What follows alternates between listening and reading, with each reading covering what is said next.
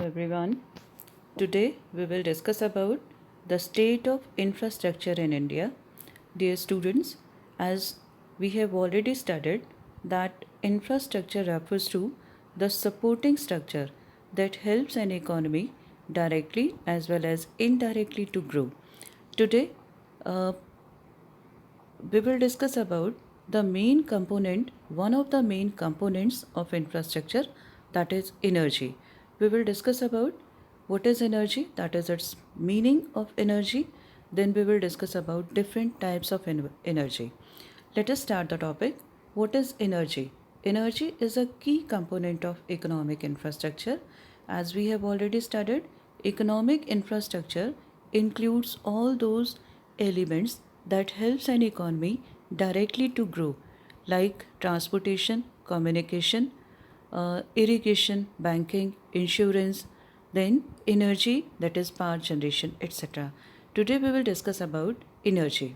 Now, what is energy? Energy is a backbone of complete production activity.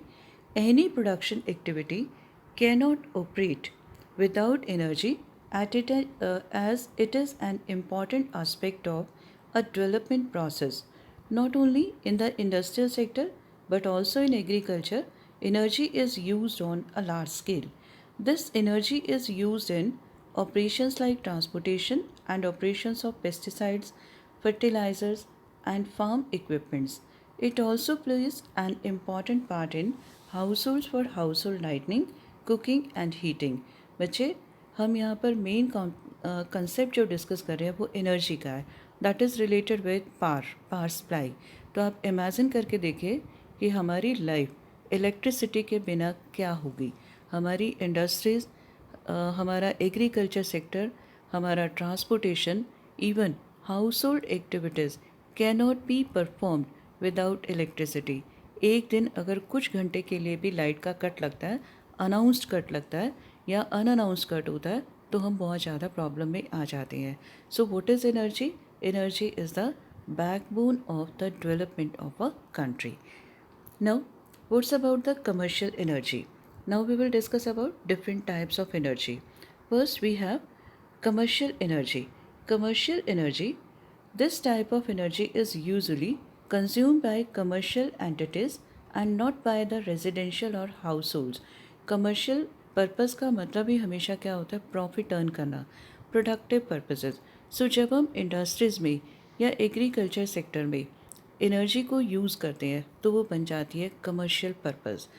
This energy is accessible to the consumers at a price to be paid and is a non-renewable source of energy. Commercial sources like coal, petroleum and electricity are bought and sold it to the users. Sometimes the use of a commercial source of energy is taken as a sign of economic development of a country. So what you are to keep in your mind, the first point, commercial energy is that energy that is used for productive purposes. Secondly, this type of energy is accessible to the consumers at a price to be paid, means it has definite price level. अगर हम petrol की बात करें तो petrol का, diesel का, कोल का एक फ़िक्स प्राइस होता है. इंटरनेशनल मार्केट होती है, मतलब एक डेफिनेट प्राइस लेवल होता है. Then it is non renewable source of energy. Non renewable का मतलब एग्जॉस्टिबल, जो बार बार नहीं बनाए जा सकते, इनको बनने में बहुत टाइम लगता है. In your earlier classes you have already studied the formation of coal as well as petroleum. So वहाँ पर आपने पढ़ा था कि ये रिन्यूएबल नहीं होते, एग्जॉस्टिबल होते हैं और आने वाले 50-100 साल में ये ख़त्म भी हो जाएंगे. सो कमर्शियल सोर्सेज कौन से हैं? Which are non renewable sources. Commercial sources like coal, petroleum, electricity are bought and sold it to the users. खरीदे और बेचे जाते हैं at definite price level. Sometimes the use of a commercial source of energy is taken as a sign of economic development of a country. क्योंकि इसकी definite market है, इसको industrial purposes के लिए भी यूज़ किया जाता है, प्रोडक्टिव पर्पसेस के लिए भी यूज़ किया जाता है. तो कई बार इसके कंजम्पशन को हम एक हेल्दी साइन भी मानकर चलते हैं. So this is about the concept of commercial energy. Next topic, this is non-commercial energy. These sources of energy are used by people for household purposes. It indicates the standard of living of a country. Non-commercial energy is available free of cost to the users. Few examples are cow dung, firewood and agricultural waste. अब यहाँ से आप comparison कर सकते हो. इसका definite market price नहीं होता. अगर हम काऊ डंग के बारे में बात करें तो इसका कोई डेफिनेट मार्केट प्राइस नहीं होता. फ्री ऑफ कॉस्ट हमें मिल जाते हैं. या फायरवुड लकड़ियाँ हो गई या एग्रीकल्चरल वेस्ट, तो इसका कोई डेफिनेट प्राइस नहीं होता. नेक्स्ट इसमें क्या आ रहा है कि इसको हम जनरली हाउस होल्ड पर्पसेस के लिए यूज़ करते हैं, जबकि कमर्शियल को हम हाउस होल्ड पर्पसेस के लिए भी यूज़ कर सकते हैं और इंडस्ट्रियल पर्पसेस के लिए भी यूज़ कर सकते हैं. फिर यहाँ पर क्या आ रहा है, वो एग्जॉस्टिबल सोर्सेज थे, मतलब नॉन रिन्यूएबल सोर्सेज हैं. ये कैसे सोर्सेज हैं? रिन्यूएबल सोर्सेज हैं, नॉन एग्जॉस्टिबल सोर्सेज हैं. फायरवुड हमें हमेशा मिलता रहेगा, काऊ डंग हमेशा मिलता रहेगा, एग्रीकल्चरल वेस्ट हमें मिलता रहेगा. सो ये कैसे सोर्सेज हैं? रिन्यूएबल सोर्सेज हैं या नॉन एग्जॉस्टिबल सोर्सेज हैं. फिर अगर हम बात करें, ये क्या शो करते हैं? It indicates the standard of living of a country.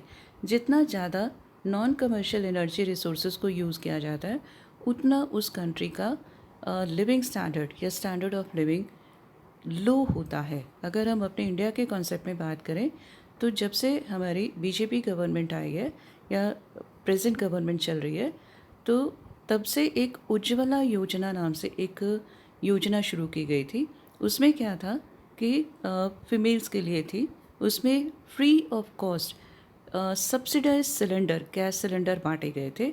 और उज्ज्वला योजना में बहुत सारे लोगों को, बहुत सारे फीमेल को, हाउस होल्ड्स को फ्री गैस कनेक्शन प्रोवाइड किए गए थे.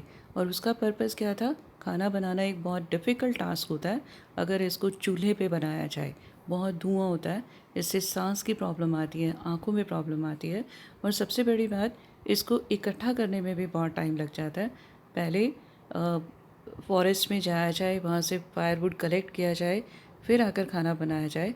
तो ये एक बहुत ज़्यादा कॉम्प्लिकेटेड काम था. तो इस कॉम्प्लिकेटेड टास्क को कम करने के लिए, लिविंग स्टैंडर्ड को रेज़ करने के लिए क्या शुरू किया गया? Ujjwala Yojana. Dear students, in the final examination of 2019-20, there was a question related with Ujjwala Yojana carrying 6 marks. So you must keep an eye, you must give due observation towards the policies that are initiated by the government. क्योंकि Indian economic development है आपकी, तो ऐसे question आपके पास paper में पूछे जाते हैं.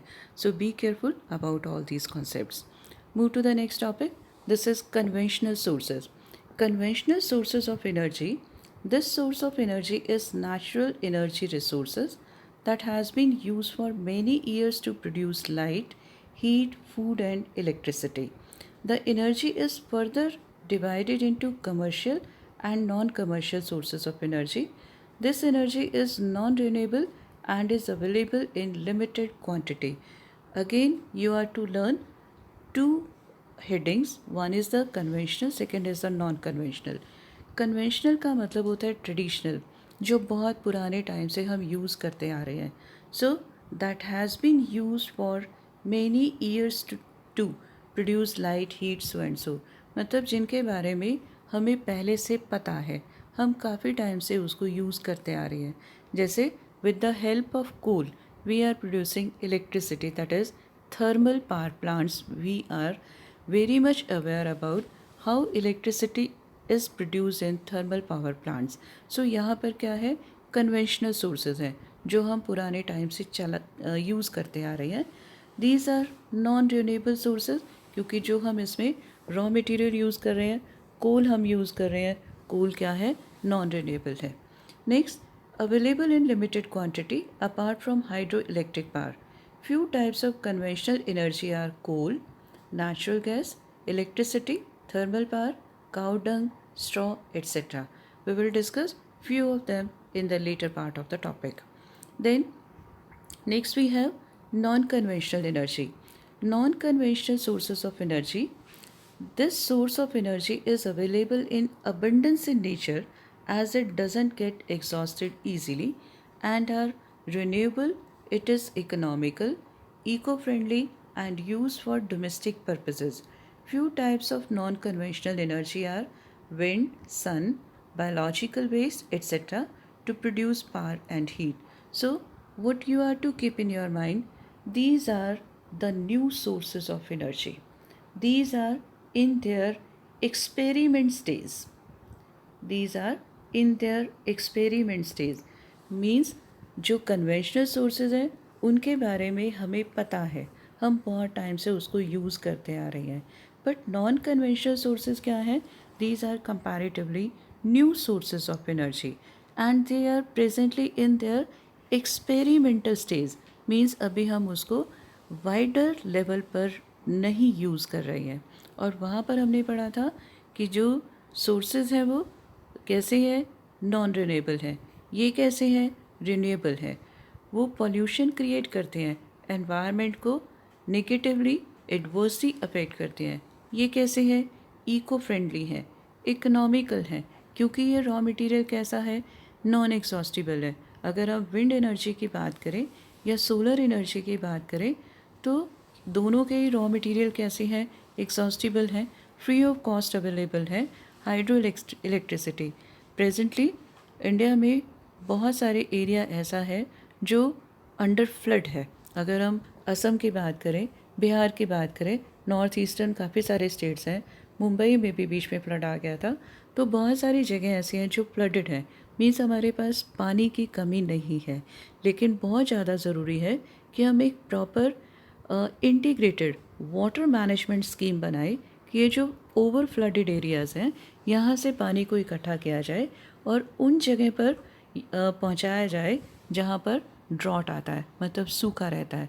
और दूसरी बात, इस पानी को प्रॉपरली चैनलाइज किया जाए, इसको स्टोर किया जाए, क्योंकि हमें ये भी पता है कि हमारा ग्राउंड वाटर काफ़ी कम होता जा रहा है. Level of ground water is continuously decreasing, particularly in the states like Haryana, Punjab and UP. तो यहाँ पर उस ग्राउंड वाटर को स्टेबल करने के लिए ज़रूरी है कि हम एक इंटीग्रेटेड वाटर मैनेजमेंट योजना बनाएं, जिससे इस पानी को वेस्ट होने से रेन वाटर हार्वेस्टिंग की जा सके. सो इसको भी हम किस में डालेंगे? नॉन कन्वेंशनल सोर्सेज में. Means these are comparatively new sources of energy. Next, move to the next topic.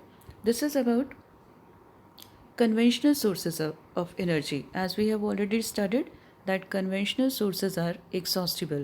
Now we will discuss about few important conventional sources of energy. The very first one is coal. It is one of the major and primary source of energy in India. India is rich in coal production. Production of coal in India increased from 320 lakh tons in 1950-51 to 5,668 lakh tons in 2013-14 and 6,020 lakh tons in 2014-15. Keep in your mind, India में कोल abundantly available है. हमारे energy resources का 67% कोल से मिलता है. लेकिन ये भी बात ध्यान में रखने की ज़रूरत है कि इंडिया में जो कोल है वो बहुत अच्छी क्वालिटी का नहीं है, क्योंकि उसमें हीट कम प्रोड्यूस होता है और ऐश ज़्यादा प्रोड्यूस होता है. इसलिए हमें हाई क्वालिटी कोल का इंपोर्ट भी करना पड़ता है. Next, 55% of total energy produced by coal, it should be 67%, which has increased to 72.8% in 2013. इसका मतलब more than 3/4 of energy is produced by coal. It is estimated that India has 3,01,564 million tons of coal reserves in 2014. Some principal consumers of coal are thermal power stations, steel plants and railway etc. बच्चे यहाँ पर आपको एक तो इस data को learn करने की ज़रूरत है, एक आपको इसके यूजेस को लर्न करने की ज़रूरत है. Next, this is all about coal. Now, what's about the petroleum? Production of petroleum in India is very less than its demand. Demand is quite high, but most of the petroleum is imported, and because of import of petroleum, India's foreign trade suffers lot from adversity. Means in India, import payments for petroleum are quite high. The result is imbalance between import payments and export receipts. हमारी export receipts कम है और import payments हमारी बहुत ज़्यादा है, और import payments का बहुत बड़ा हिस्सा हमें किस वजह से देना पड़ रहा है? Because of heavy imports of petroleum products. Next, this forces India to import petroleum at large scale. Domestic production of crude oil was 38 million tons in the last 4 years, whereas demand in 2013-14 was about 227 million tons. तो आप यहीं से देख रहे हो बहुत ज़्यादा difference है हमारे डिमांड में और सप्लाई ऑफ पेट्रोलियम में. ये एक मेजर इशू है. इंडिया एक डेवलपिंग कंट्री है और इंडिया की इंडस्ट्रीज़ के लिए हमारी ट्रांसपोर्टेशन के लिए, मतलब इंफ्रास्ट्रक्चर के लिए हमें पेट्रोलियम की ज़रूरत पड़ती है और हमें इसके लिए इंपोर्ट करना पड़ता है.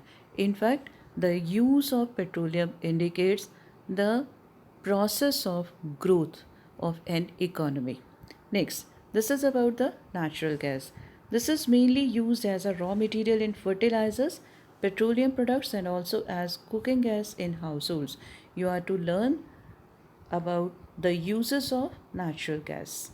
This is used for fertilizers. These are used as a raw material in fertilizers, petroleum products, and also as cooking gas. Next, main reserves of natural gas are found in Mumbai, Gujarat, Tripura, Andhra Pradesh, Tamil Nadu, and Rajasthan. Among these three, natural gas is better because natural gas is best because it is environment friendly as compared to coal and petroleum. इससे भी pollution होता है, लेकिन अगर हम कोल और petroleum के साथ इसको कंपेयर करें तो कंपैरेटिवली लो पोल्यूशन होता है. और जो तीनों में कॉमन है वो क्या है? These three are conventional sources of energy. These three are exhaustible sources of energy. Next, this is about electricity. This is very very important topic. इसको हम बहुत डिटेल में डिस्कस करेंगे. आज हम इसको बहुत डिटेल में डिस्कस नहीं करेंगे. Electricity is the most useful and convenient source of energy in India. Three main sources of electricity in India are thermal power stations, hydroelectricity stations, and atomic power station. Hydroelectricity, that is the electricity that is produced from water. This is produced from water. This is hydroelectricity. Next, this is about sources of electricity in India. First is thermal power. Power generated out of coal, oil, natural gas accounts for 72% of total power generation, which increased to 85% in 2015-16. Next, hydroelectricity, power generated from fast-flowing rivers and high dams, cheapest and renewable sources of energy. Nuclear or atomic power, power generated from radioactive elements like uranium, thorium and plutonium. अब इन तीनों में अगर हम देखें तो हमारे पास क्या आ रहा है कि थर्मल पावर हमारा कन्वेंशनल है और हाइड्रो इलेक्ट्रिसिटी और एटॉमिक जो है ये हमारी नॉन कन्वेंशनल है. यहाँ पर अबाउट 85% कन्वेंशनल है, बाकी रिमेनिंग 15% नॉन कन्वेंशनल है. तो ये हमारा सप्लाई ऑफ इलेक्ट्रिसिटी कम होने का एक रीज़न है. क्या कि हम अभी भी कन्वेंशनल सोर्सेज पर ज़्यादा डिपेंड कर रहे हैं. Move to the next. This is about the non conventional sources of energy. Non conventional sources of energy, the very first one is solar energy. Solar energy is the energy received by the earth from the sun. This energy is in the form of solar radiation, which makes use of the production of solar electricity possible. बच्चे, India में solar energy का बहुत बड़ा scope है क्योंकि India जो है वो एक ट्रॉपिकल कंट्री है, सब ट्रॉपिकल रीजन है इंडिया में, मतलब पूरा साल हमारे पास बहुत सनलाइट जो है या सन रेज जो है वो अवेलेबल होती है, और इससे हम क्या कर सकते हैं, एनर्जी प्रोड्यूस कर सकते हैं. Now uses and benefits of solar energy. It is use for water heating, cooking, lightning and for agricultural and industrial operations. Now, what's about the benefits? It requires little maintenance cost and thus the more economical source of energy. It is pollution free and environmental friendly. बच्चे यहाँ पर आप इस चीज़ को ध्यान रखना कि जितने भी non conventional sources of energy हैं उसमें आपका ये पॉइंट सभी जगह कॉमन रहेगा, pollution free and environment friendly. दूसरा इसमें आपका ये पॉइंट भी कॉमन रहेगा कि इसकी मेंटेनेंस कॉस्ट जो होती है वो काफ़ी कम होती है. क्यों? क्योंकि ये अबेंडेंटली अवेलेबल होते हैं.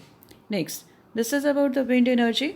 Energy generated by wind power is known as wind energy. India has very large wind power potential which is being harnessed through the wind energy programme. India में हवाएं बहुत तेज़ चलती हैं, आप लोग देखते हो साइक्लोन्स आते रहते हैं बिहार में, उड़ीसा में, आंध्र प्रदेश में, तो उसी फास्ट फ्लोइंग विंड को यूज़ किया जाता है for producing electricity. Then next topic, this is about uses and benefits of wind energy. Wind energy generated through windmills is used for minor irrigation and agricultural operations. Then benefits, the maintenance cost of wind energy is comparatively lowest and it is also pollution free and environment friendly.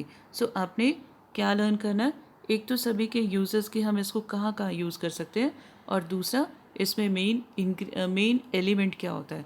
जैसे wind energy में wind is the main element, solar energy में sun rays are the main element. Next, this is about the bio energy.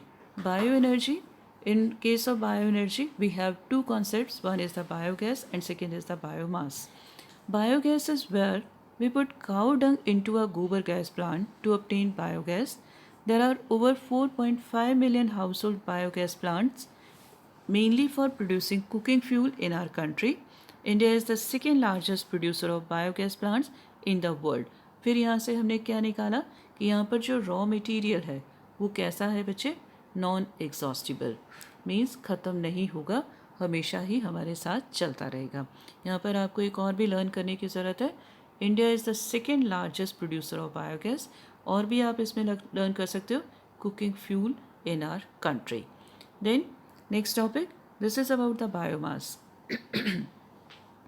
This is an important energy source for India. It is a fuel that we obtain from organic material. Around 32% of our country's total primary energy comes from biomass, and more than 70% of our population depends on it for their energy requirements. इसमें हम क्या use करते हैं, organic material use करते हैं, means plants हम इसमें use करते हैं, प्लांट वेस्ट होते हैं उसको हम यूज़ करते हैं for producing biomass. Then next topic, this is primary and final sources of energy, which this is very important topic. This is primary sources of energy and final sources of energy. Primary sources of energy are those sources which are available to us as free gifts of nature. हमें मिले हैं ये, जैसे कोल हो गया, petroleum हो गया, ये सब चीज़ें हमें प्रकृति ने फ्री ऑफ कॉस्ट दी हैं. They do not need any transformation. जैसे हमें मिला है हम उसको एज इट इज़ यूज़ कर लेते हैं. जैसे कोल मिला, पेट्रोलियम मिला, इसको हम अपने इंडस्ट्रीज़ में या पावर जनरेशन प्लांट्स में हम इसको एज इट इज़ यूज़ कर लेते हैं. They do not need any transformation before they are used as source of energy. For example, coal, petroleum, gas are primary sources of energy. Now, what's about final sources of energy? Secondary or final sources of energy are those sources which are not available to us as free gifts of nature. हमें as it is नहीं मिले हैं. They need transformation before they are used as sources of energy. Electricity is a well-known example of final source of energy. So, what we conclude that coal, petroleum, gas, These are primary sources. These are transformed into electricity. Therefore, electricity is the final source. Primary sources कौन से हैं? जो as it is इनको हम use करते हैं, इनको use करते हैं, इनको ट्रांसफॉर्म करते हैं हम इलेक्ट्रिसिटी में, और इस इलेक्ट्रिसिटी को जब हम यूज़ करेंगे एज एनर्जी कंपोनेंट, तब ये बन जाएगा final source of energy. So what we have discussed today, we have discussed about different types of energy: commercial energy, non-commercial energy, conventional sources of energy, non-conventional sources of energy, few components or few elements of conventional sources of energy, few elements of non-conventional sources of energy, and in the last we discussed about primary and final sources of energy. So with this topic is over. Dear students, do revise the concepts properly and please send me your doubts if you have any. Stay home, stay safe, enjoy your day, do your work properly. Have a wonderful day. Goodbye, dear students.